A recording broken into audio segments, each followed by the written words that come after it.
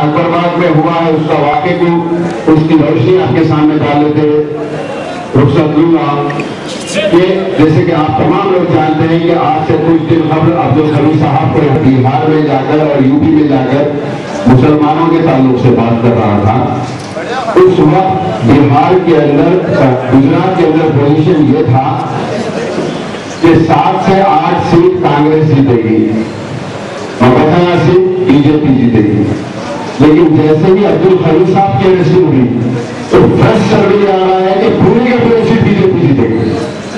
तो आप गौर करिए कि कितनी फिरका परस्ती है। आपको हमको गौर करना जरूरी है कि ये जो आज लहर चल रही है, जो सब लोग बोल रहे हैं कि मोदी की लहर, मोदी की लहर, मोदी की लहर कुछ नहीं है, सिर्फ और सिर्फ फिरका परस्ती की लहर है। इस चीजों को देखते हुए आपको हमको मुनज़्ज़म और मुत्तहिद होते हुए ज्यादा से ज्यादा तादाद के अंदर निकलकर अपने वोट का इस्तेमाल करना पड़ेगा। मैं आप लोगों से ये बातें इसलिए खुलकर ये मीटिंग में हम कह सकते हैं कि सिर्फ और सिर्फ आवाम की मीटिंग नहीं, मुहिबान मजलिस की और जमात के सरगर्म कारकुन इब्तिदाई सदर मुतवल्लिन की मीटिंग है। तो तमाम आप मेरे साथ साथ आप हम सब जमात के सिपाही हैं। हम सबको ये चाहिए कि हम अभी 5-6 रोज बाकी है, अल्हम्दुलिल्लाह वोटर लिस्ट में इमलाज का काम हो रहा है, काफी हद तक अच्छा हो रहा है, लेकिन और जरूरत है। कई हमारे इलाकों के अंदर हमारे नाम आज भी वोटर लिस्ट में शामिल नहीं हुए। 3-4 दिन का वक्त है, हम हमारे तमाम नामों का इजलास कराएं और सुबह अव्वल वक्त हमको निकलकर हमारी माँ बहनों के साथ निकलकर अपने अपने वोट का इस्तेमाल करना है। और इंशाअल्लाह ताला और बहुत से जलसे होंगे जिसमें अवामी जलसों में अकबरुद्दीन अली साहब का भी खुसूसी खिताब होगा। मैं आपसे रुखसत लेते हुए जनाब अकबरुद्दीन अली साहब आपसे कुछ जरूरी चीजें बताएंगे। मैं शुक्रिया अदा कर रहा हूँ। अल्हम्दुलिल्लाह, अल्लाह का फज़ल करम, नबी करीम सल्लल्लाहु अलैहि वसल्लम, आप सब की दुआओं का नतीजा कि आज मजलिस इत्तेहाद मुस्लिमीन हिंदुस्तान के सबसे बड़ी अक़लियत और पहले या दूसरे पसमानदा तबक़ात की आवाज बन के उभर रही है। और अल्लाह का शुक्र कि अल्लाह सुब्हानहू व तआला जिससे चाहे उससे काम लेता है। अल्लाह के हम मोहताज है, अल्लाह किसी का मोहताज नहीं। लेकिन ये भी एक हकीकत है कि अल्लाह सुब्हानहू व तआला ने हिंदुस्तानी मुसलमानों की क़यादत का कांटों भरा ताज हैदराबाद के आपकी अपनी जमात मजलिस इत्तेहाद मुस्लिमीन की क़यादत के सर पर पहनाना चाहता है। ये अल्लाह का बहुत बड़ा एजाज़ है कि अल्लाह की राह में जिद्दोजहद करने वाले की कमी नहीं, लेकिन अल्लाह सुब्हानहू व तआला ने आपके शहर हैदराबाद का इंतखाब किया आपकी जमात का इंतखाब किया, आपकी क़यादत का इंतखाब किया कि वह हिंदुस्तान के सबसे बड़े अक़लियत मुसलमानों की क़यादत कर सके, उनकी आवाज़ बने, उनके मसाइल के हक़ के लिए लड़ें और जिद्दोजहद करें। तो मैं समझता हूँ कि ये बहुत बड़ा एजाज़ है जिससे अल्लाह सुब्हानहू व तआला ने आपको, हम सबको नवाजा है। और मजलिस इत्तेहाद मुस्लिमीन कोई तारुफ की मोहताज जमात नहीं है। कि वो दिन गए जब लोग कहते थे कि मजलिस इत्तेहाद मुस्लिमीन पुल के उस पार की जमात है, लेकिन आज मजलिस इत्तेहाद मुस्लिमीन सारे हिंदुस्तान में जानी जाती है, पहचानी जाती है। और अगर किसी के तरफ एक उम्मीद और आस लगाए, अगर ये मुल्क देख रहा है, अल्हम्दुलिल्लाह वो मजलिस इत्तेहाद मुस्लिमीन है, आपका इत्तेहाद है, आपकी ताकत है, आपकी आवाज है, जिस पर वो एक उम्मीद और आस लगाए। देख रहे हैं कि हमको 67 वर्ष की हिंदुस्तान की आजादी की तारीख में इंसाफ के लिए हम जब भी जिस दरवाजे पर दस्तक दिए, तो उन दरवाजों ने हमको हमारा हक ही नहीं दिया, बल्कि हमको मायूस लौटाया। और आज वो सारे लोग हमारी तरफ देखते हैं और उनको ये उम्मीद है कि आज ये जमात, ये क़यादत हमारे हक के लिए लड़ सकती है, हमको हक दिला सकती है, हमको इंसाफ दिला सकती है। तो ये सब बहुत बड़ी बात है और बहुत बड़ी कामयाबी है। मैं कहूँगा कि 5 वर्ष में मजलिस इत्तेहाद मुस्लिमीन हिंदुस्तान के हर रियासत, हर शहर, हर गांव, हर कस्बे में हर मुसलमान के सेल फोन से लेकर उनके घरों के कंप्यूटर में अगर कोई कैद है तो अल्हम्दुलिल्लाह वो मजलिस इत्तेहाद मुस्लिमीन।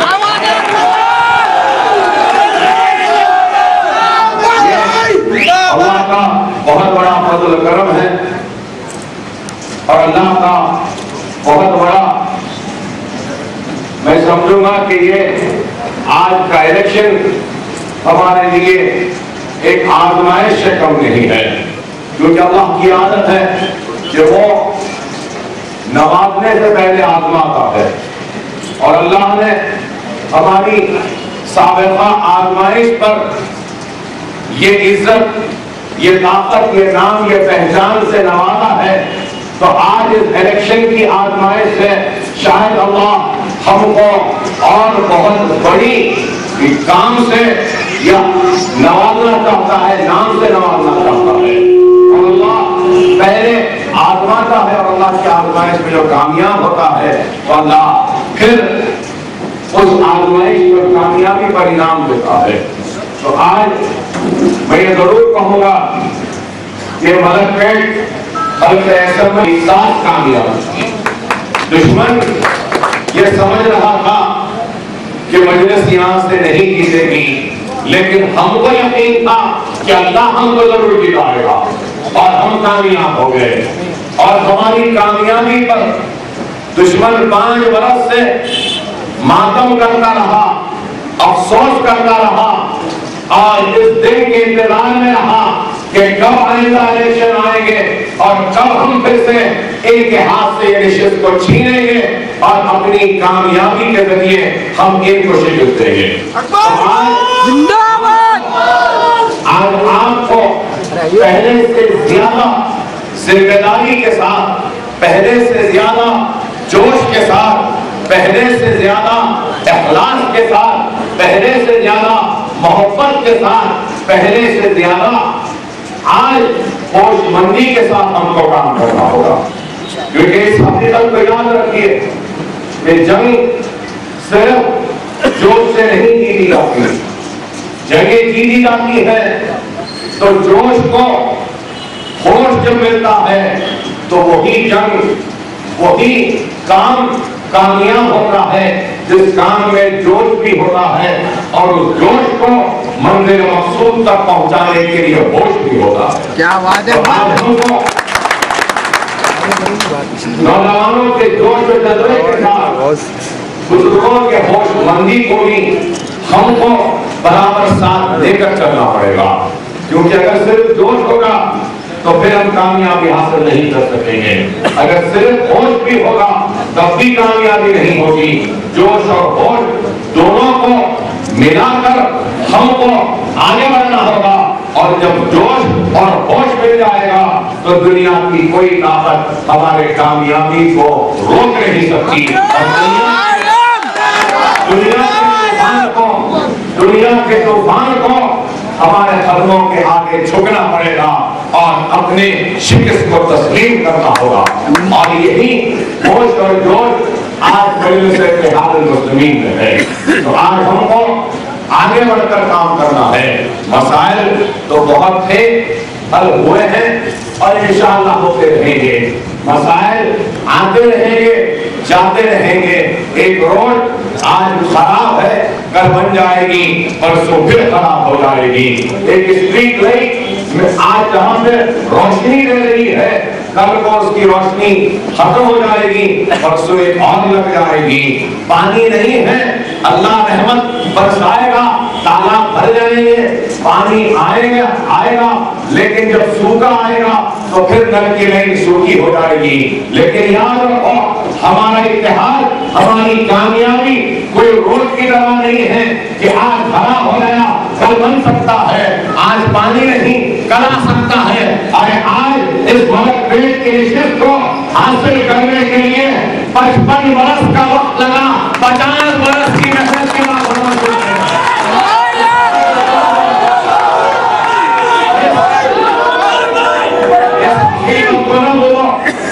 कि 50 वर्ष 51 वर्ष हमने मेहनत की, जिद्दोजहद की, मुसीबतें उठाई, और यहाँ तक के जभी भी सारी हिंदुस्तान की पुलिस की नजर अगर कहीं पर टिकती थी तो मलक पेट पर ही टिकती थी। जुल्म होता तो यहीं पर होता, बच्चे पकड़े जाते तो यहीं के पकड़े जाते।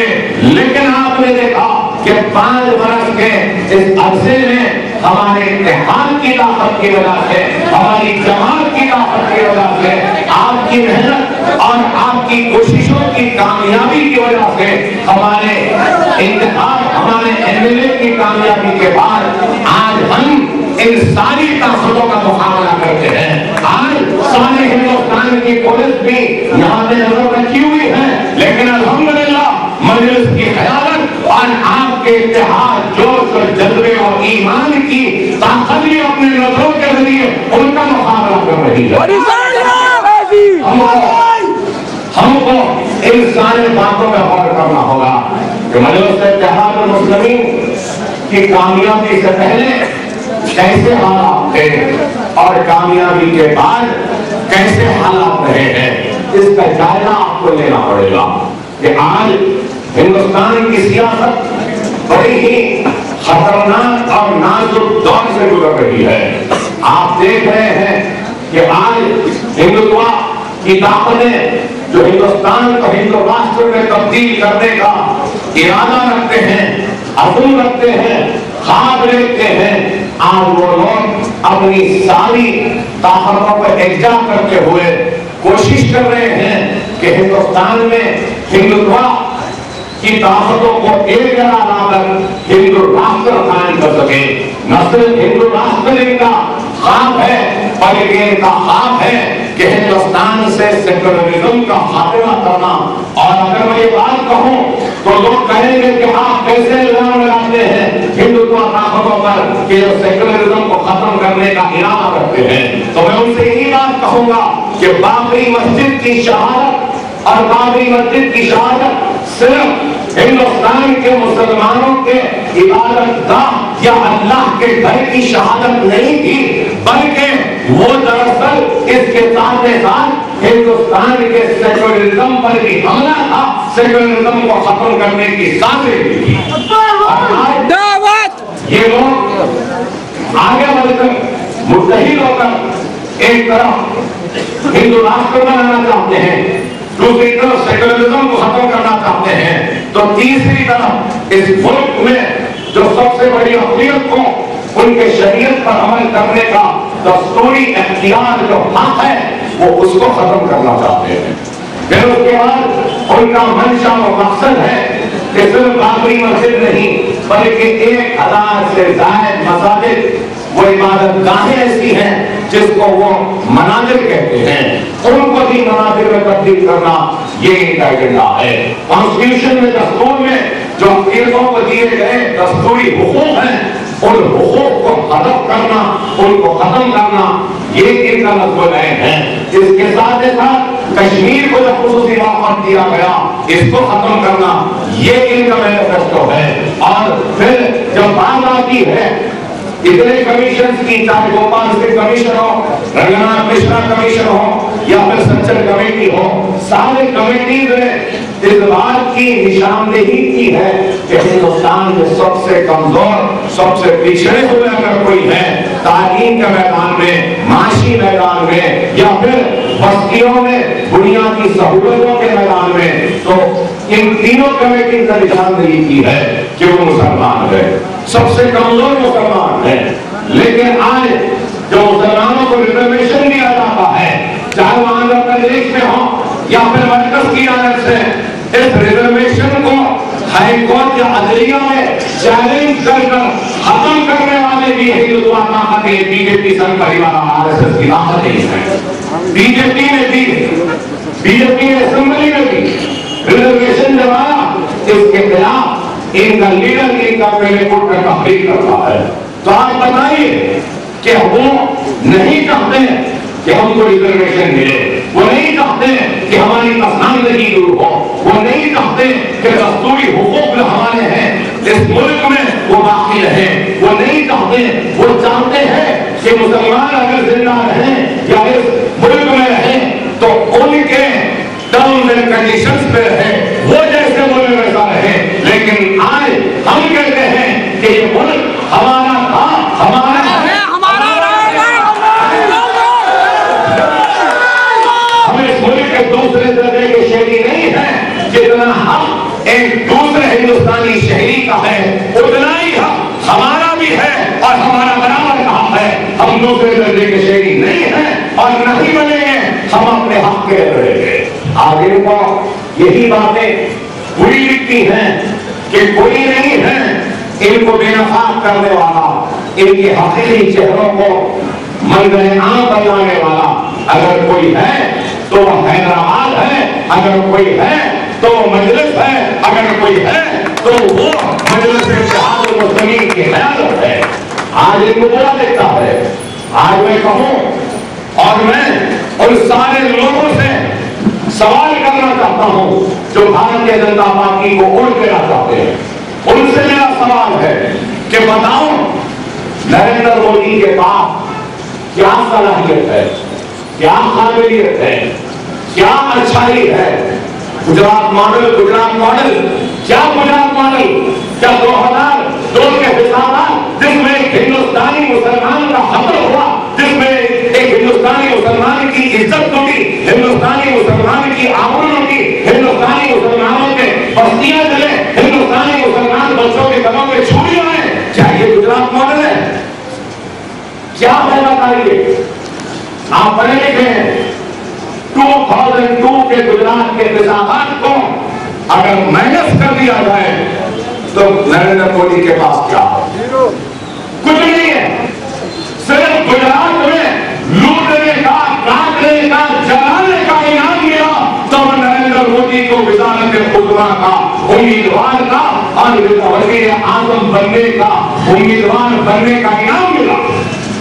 अगर किसी को मेरी बातें पसंद नहीं आती तो मैं उनसे पूछना चाहता हूं, ये कौन सी अहलियत है, ये कौन सा चीज का शुरुआत किया है इस मुल्क में कि जो जितना काटेगा वो उतना बड़ा हीरो बनेगा, जो जितना जलाएगा वो इतना बड़ा हीरो बनेगा। क्या भारतीय जनता पार्टी में 3 टाइम चीफ मिनिस्टर बनने वाले और कोई नहीं है? तो फिर उनको वज़ीर आज़म का उम्मीदवार क्यों नहीं बनाया गया? क्योंकि उनके पास जलाने, काटने और लूटने का सर्टिफिकेट नहीं है, इसलिए वो उम्मीदवार नहीं बन सके। और इसके पास है इसलिए ये उम्मीदवार बन जाता है। तो आप गौर करिए, भारतीय भारतीय जनता पार्टी जो 80 के दहर में जिसके सिर्फ 2 MP थे, एक अडवाणी थे, एक हनुमंत से थे, 84 में जिसके 2 MP थे, आज 2014 में वो 270 या 200 के ऊपर का हाथ देख रहा है। तो कैसे देख रहा है? इस मुल्क को बनाकर देख रहा है, इस मुल्क को तरक्की लेकर देख रहा है, या इस मुल्क के बेरोजगारी को दूर करके देख रहा है, या इस मुल्क के बेघर लोगों को घर देकर देख रहा है, या इस मुल्क में पानी जहां नहीं वहां पानी पहुंचा कर रहा है, जहां बिजली नहीं वहां बिजली देकर कर रहा है। नहीं मेरे भाई, इनको न ये मुल्क के सेकुलरिज्म की फिक्र है, इस मुल्क की सलामती की फिक्र है, इनको फिक्र है तो सिर्फ और सिर्फ हमसे है, हमको डराने से है, हमको धमकाने से है। अगर ये सारी चीजें आप देखेंगे तो इनके पास कुछ नहीं है।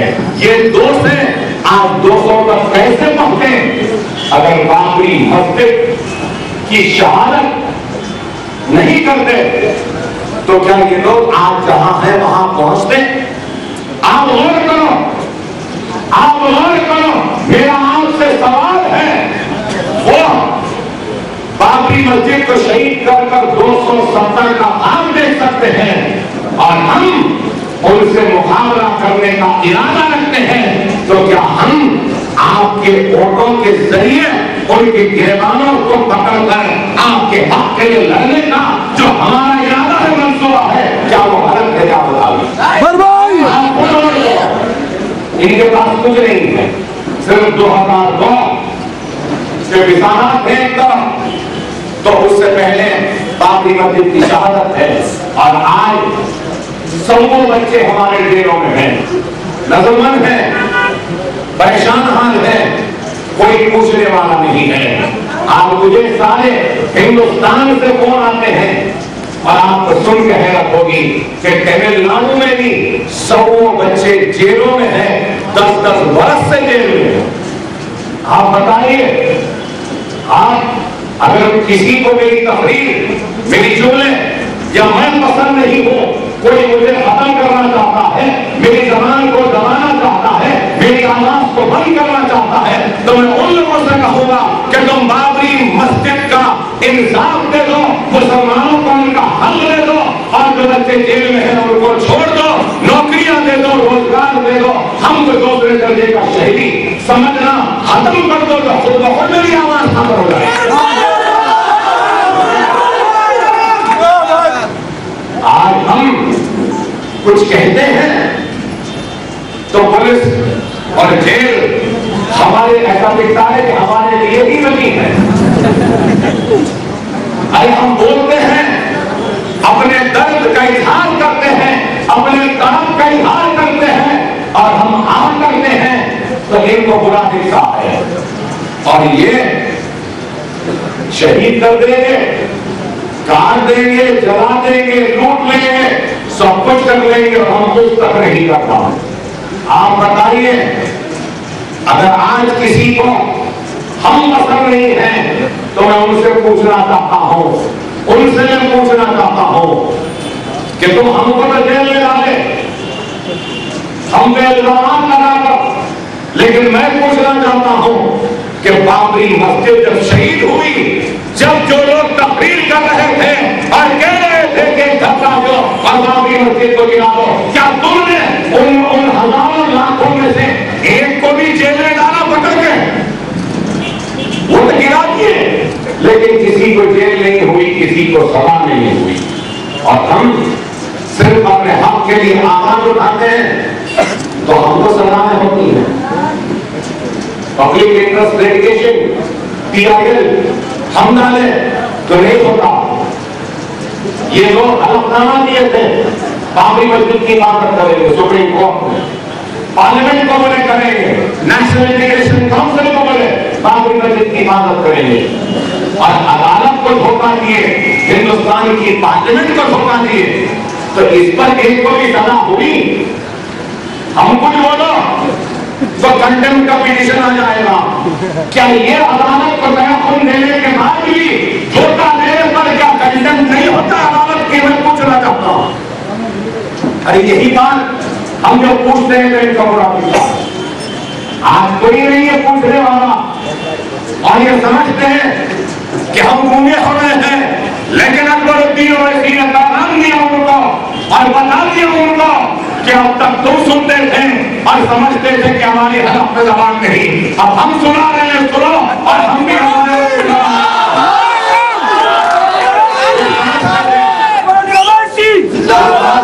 हम गूंगे हैं। अरे हम गूंगे नहीं हैं, हम भी अपने हलफ में जबान करते हैं। हक और इंसाफ की आवाज को बुलंद करना हमें भी आता है और हम फरस्तों की आवाज है तो मजलिस है, यह दावत की आवाज है जो दुनिया के लिए नहीं बल्कि अपने आखिरत के लिए काम करती है, जो दुनिया के खुशनुमी के लिए नहीं बल्कि अल्लाह की रज़ा और अल्लाह की खुशनुमी के लिए काम करती है। तो इस बात की फिक्र किए बगैर काम करती है कि दुनिया में हमारे काम का अजर मिले न मिले, हमारा ईमान है कि हम आखिरत में अल्लाह हमारे काम का अजर जरूर देगा। अरे आपसे भी कहूंगा कि आप लोग इन हालात को समझो। आज नाम के खातिर कांग्रेस भी रहेगी, पीडीपी भी रहेगी, या फिर वाईएसआर भी रहेगी, या फिर और भी रहेंगे। नाम के खातिर मैं कह रहा हूं, लेकिन मुकाबला तो रास्त है बीजेपी का और मजलिस इत्तेहादुल मुस्लिमीन का। आपको मुझे नहीं देखना है, आपको बनाना साहब को नहीं देखना है, आपको देखना यह है क्या हम बीजेपी के झंडे को कामयाब होने देंगे या फिर इस हरे झंडे को कामयाब होने देंगे। इनको शिकस्त देना होगा और हम इनको शिकस्त अपने इत्तेहाद के जरिए, अपने जोश के जरिए, अपने होश के जरिए दे सकते हैं। मैं आपसे यही कहूंगा कि एक और अहमियत का हामिल है। जमहूरियत में अगर सबसे बड़ी ताकत है तो याद रखो वो ताकत वोट की है। अगर आप अपने वोट के इस्तेमाल से लापरवाही करेंगे तो मेरे भाई फिर लम्हों ने सजा की थी तो सदियों में सजा पाई। 5 वर्ष हम आपके लिए रहते हैं। 5 वर्ष में 1 घंटे के लिए आप कतारों में खड़े रह जाना हमारे लिए नहीं तो नहीं, हमारे वकार के लिए, हमारी इज्जत के लिए, हमारी शिनाख्त के लिए, हमारी ताकत के लिए आपसे है। और मेरी हिम्मत आपकी दुआएं हैं और मेरा अज़्म, मेरा इरादा अगर आपकी वाबस्तगी मेरे साथ नहीं तो मैं भी कुछ नहीं। आज का अहम रोल है। 5 वर्ष हमारा रोल रहता है और 5 वर्ष के 1 महीने में आपका रोल रहता है। आपने हमारे रोल को देखा है और आपके रोल को अदा करने का वक्त है।